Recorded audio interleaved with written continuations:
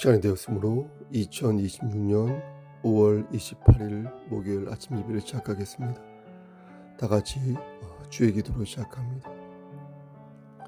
하늘에 계신 우리 아버지여, 이름이 거룩히 여김을 받으시오며 나라가 임하옵시며 뜻이 하늘에서 이루어진 것 같이 땅에서도 이루어지이다. 오늘 우리에게 일용할 양식을 주시옵고, 우리가 우리에게 죄진 죄를 사하여 준 것 같이 우리의 죄를 사하여 주시옵고, 우리를 시험에 들게 하지 마시옵고 다만 악에서 구하옵소서. 나라와 권세와 영광이 아버지께 영원히 있사옵나이다. 아멘. 우리의 생사복을 주관하시는 하나님 아버지, 하나님의 크신 사랑을 진심으로 감사드립니다. 우리에게 은혜를 허락하셔서 당신의 자녀로 인쳐주시고 하늘의 권속으로 세워주셔서 오늘도 그 언약을 받잡고 하나님께 예배드릴 수 있도록 인도하여 주심을 감사합니다. 하나님, 우리가 의지가 나약하고 믿음이 부족하여서 넘어지고 쓰러질 때가 많이 있는데, 그때마다 우리를 외면치 아니하시고 끝까지 우리를 붙잡으셔서 기회를 주시고 다시 독수리 날갯짓을 할 수 있도록 허락하여 주신 은혜 감사합니다. 하나님, 오늘도 그렇게 살기를 소원하오니 성령님께서 우리의 삶을 선도하여 주시고 진리를 깨달아 오늘도 이기는 자가 될 수 있도록 은총 베풀어 주시옵소서. 넘어지고 쓰러질 때마다 하나님의 언약, 우리 주 예수 그리스도의 은혜를 기억할 수 있도록 하시고 늘 말씀 안에서 이기는 자 되어 아름답게 성화되어 갈 수 있도록 은총 베풀어 주시옵소서. 우리의 마음이 교만할 때가 많은데, 그때마다 다시 우리 스스로를 채찍질하며 하나님의 사랑, 예수님을 본받는 삶을 살 수 있도록 은총 베풀어 주시옵소서. 우리 교회 공동체가 예수를 머리로 하여 그렇게 발전되어 갈 수 있도록 은총 베풀어 주시옵소서. 한결같이 서로를 뜨겁게 사랑할 수 있도록 은총 베풀어 주시옵소서. 모든 말씀 예수 그리스도님 받들어 감사하며 기도드렸사옵나이다. 아멘. 하나님 말씀 보겠습니다. 사사기 16장 4절에서 22절 말씀입니다. 사사기 16장 4절에서 22절 말씀, 구약성경 제성경으로 390쪽입니다. 4절에서 22절 말씀 중 마지막 절 22절 말씀만 봉독하겠습니다. 22절, 그의 머리털이 밀린 후에 다시 자라기 시작하니라.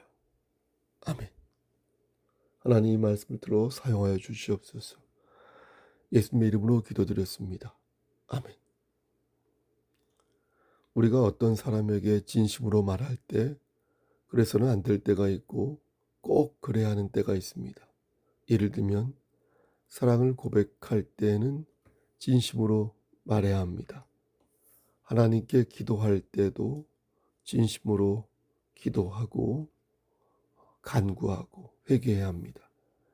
이럴 때는 진심으로 말하는 게 좋습니다. 하지만 다음과 같은 경우에는 진심을 말하면 아니 됩니다.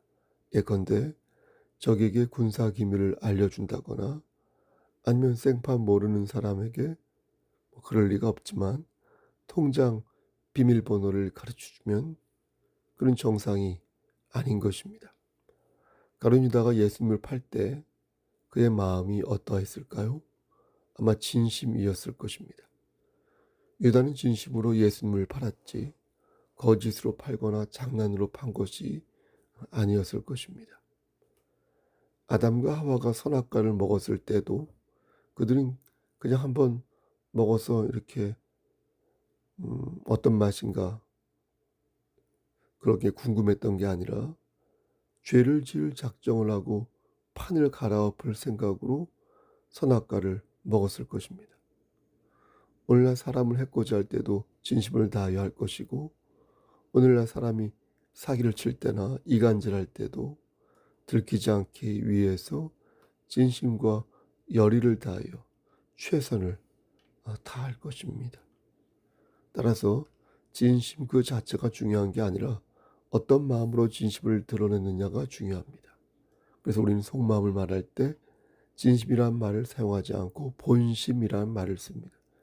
진심은 선하고 아름다울 때 쓰는 말이지만, 본심은 선할 때도 있고 악할 때도 쓰는 다목적 언어인 것입니다.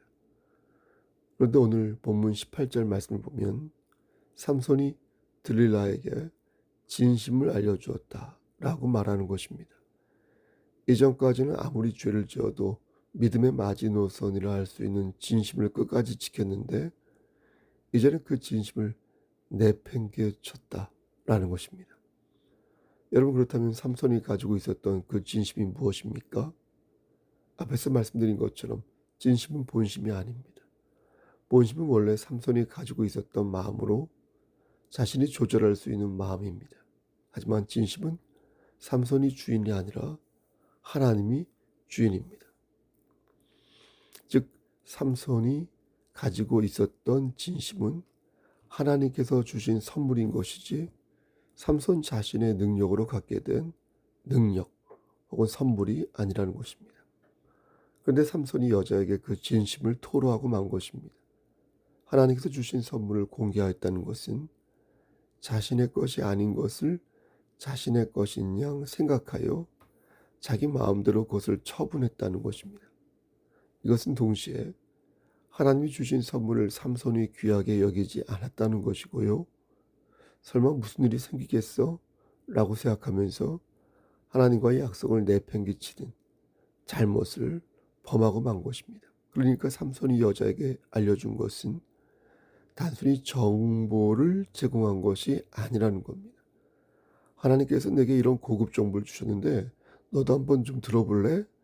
라고 말한 게 아니라, 그동안 하나님이 나와 함께 하심을 하찮게 여기고, 이게 사실은 하나님의 것이 아니라 내 것일지도 몰라 라는 착각에 빠져서 이제는 삶의 중심을 하나님으로 두지 않고 자기 곁에 있는 여자로 두었다는 겁니다.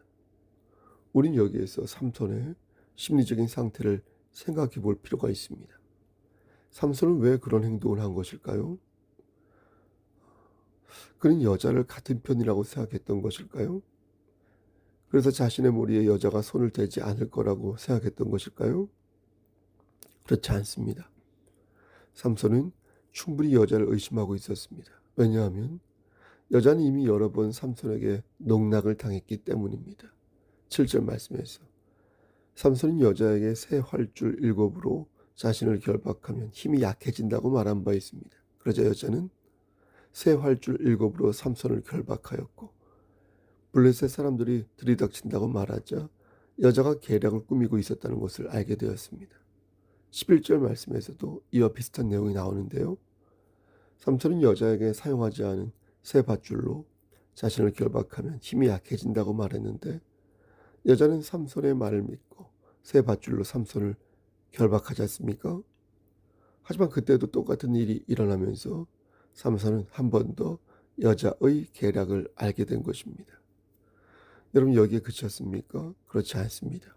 13절 말씀을 보면 삼손은 또 여자를 속입니다. 상식적으로 생각할 때 저라면 아예 그런 장난을 치지 않았을 것입니다. 그런데 삼손은 매우 무모하고 경솔한 모습을 연달아 보여준 것입니다. 자신의 머리털 7가닥을 배틀에 묶어 놓으면 힘이 빠진다고 말하였고, 이때도 여자는 멍청할 정도로 삼손의 말에 속아 그렇게 삼손을 배틀에 묶어 놓으려고 했습니다. 삼손의 가벼움과 여자의 멍청함이 최상으로 돋보이는 구절이라 하겠습니다. 그때도 삼손은 여자의 계략을 알 수 있었을 것입니다. 이 여자가 보통 여자가 아니구나. 정말로 나를 죽이려고 작정을 한 여자구나. 그런데 삼손은 그런 여자에게 결국 비밀을 알려준 것입니다. 그래서 연달아 찍은 여자의 계략에 결국 걸려들고 만 것입니다.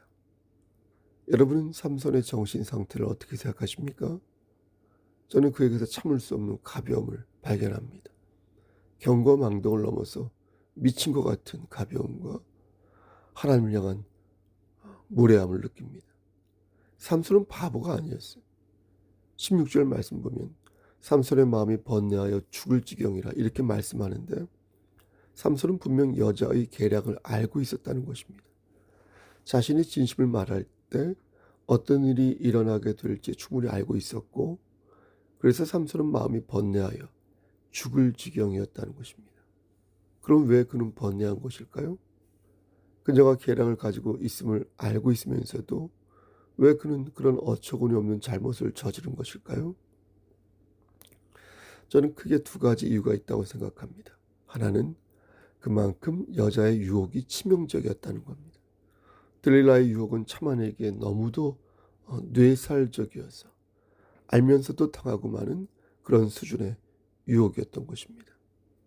그래서 매우 위험하고 악랄한 상황임에도 불구하고 마치 살얼음을 타듯 그 공포와 긴장감을 즐겼던 것입니다.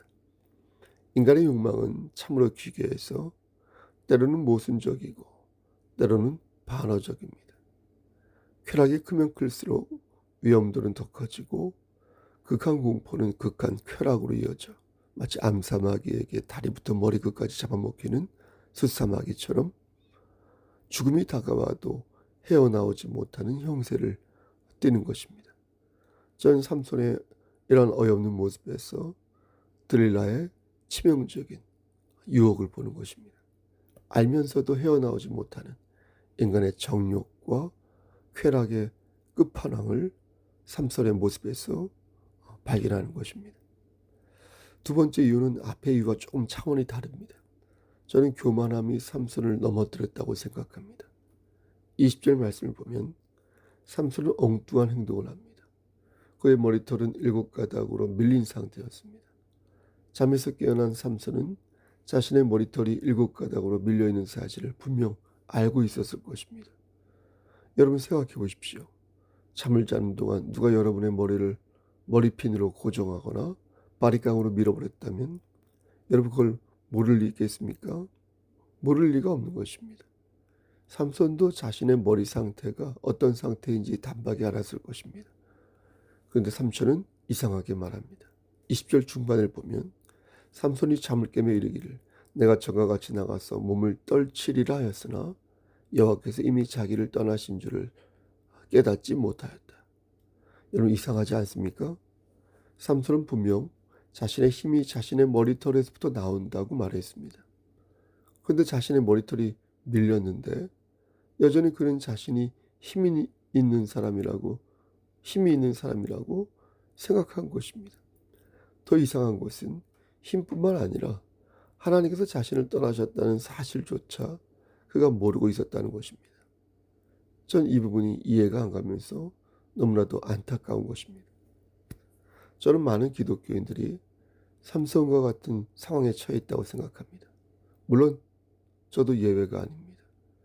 이미 하나님께서 그 능력을 거두어 가시고 이미 그를 버리시고 떠나셨는데 그걸 모르고 만용을 부리는 그런 것을 목격하는 것입니다.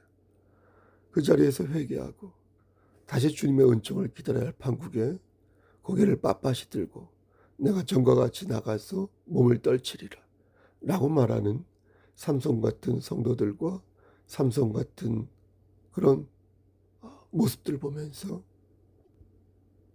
저는 이 오늘 말씀이 비수가 되어 우리의 가슴에 꽂힐 수 있겠다라는 생각을 하게 되는 것입니다.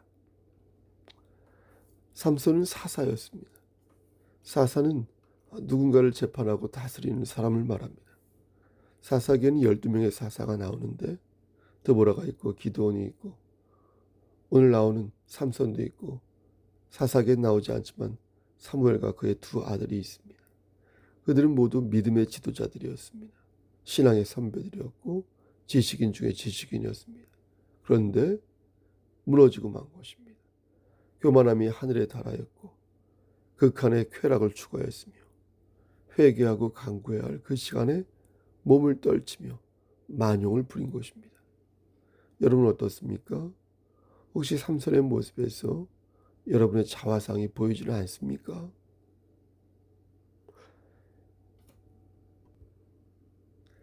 7년 전인가요? 6년 전인가요?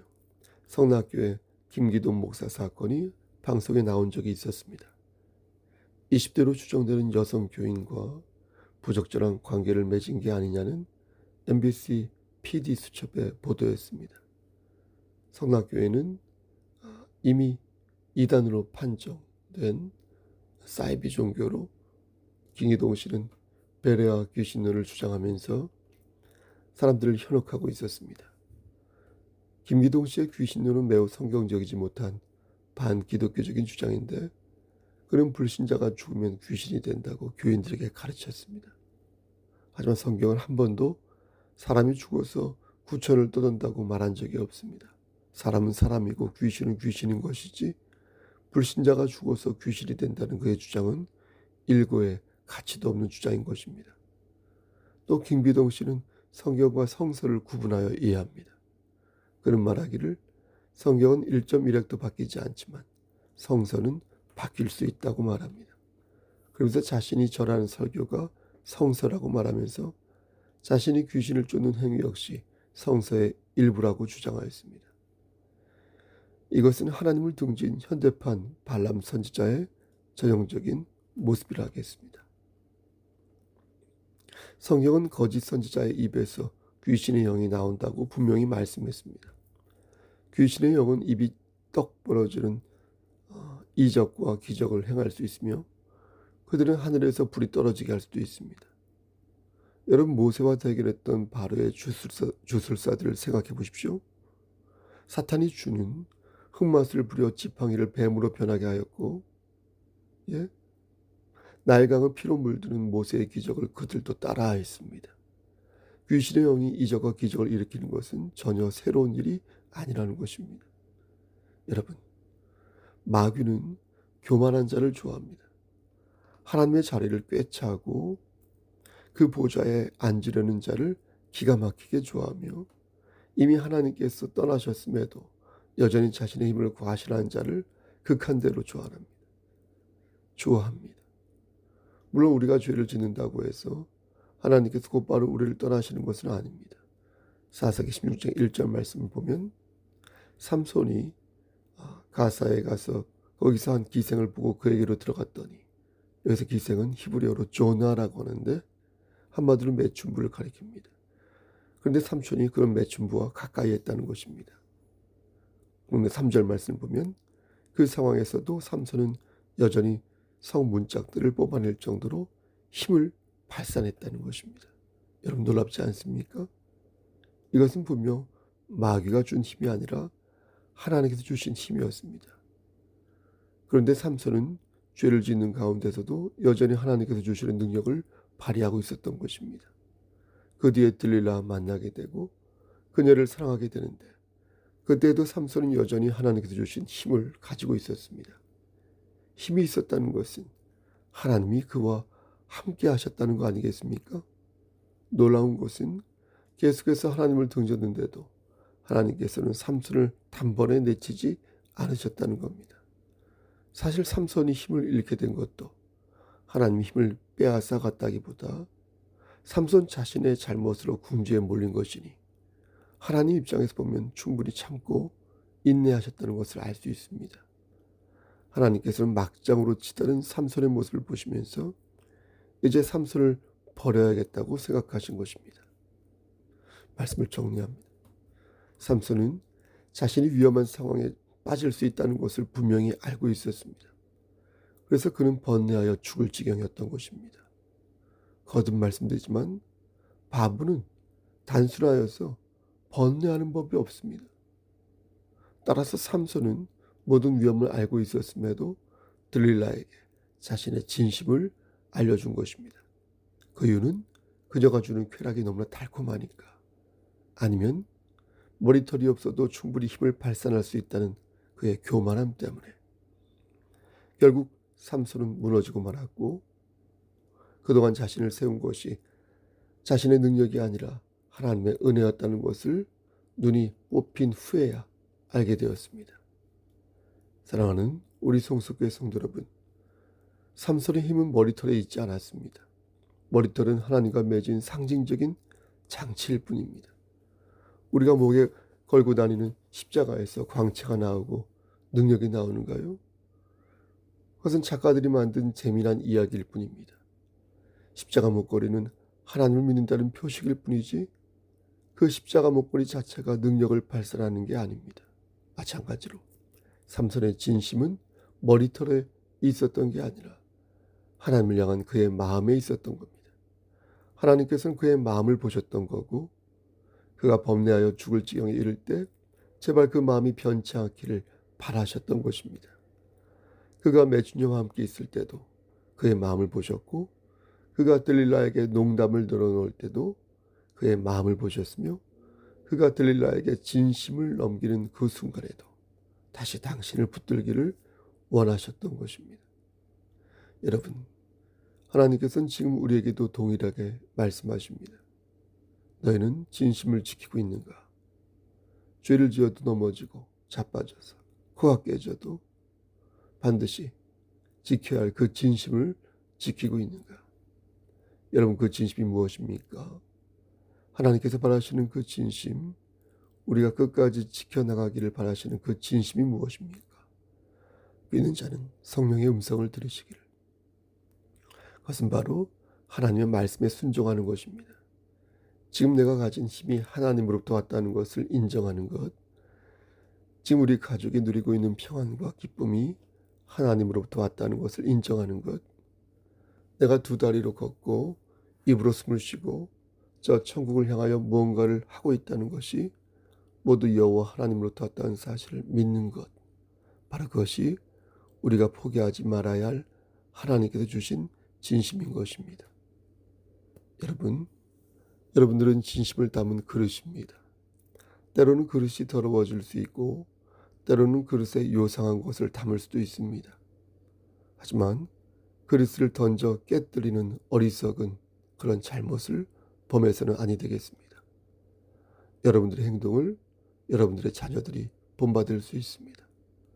여러분, 청결한 그릇을 위해 늘 말씀 보고 기도하고 찬양하고 성령 충만함으로 여러분들의 그릇을 채워가시기를 바라겠습니다. 주께서 우리에게 지혜를 주사 우리의 주인이 내가 아니라 하나님이심을 고백하게 하소서. 예수 그리스도의 평강이 여러분들과 이 교회 공동체 위에 함께 하시기를 간절히 축원합니다. 아멘.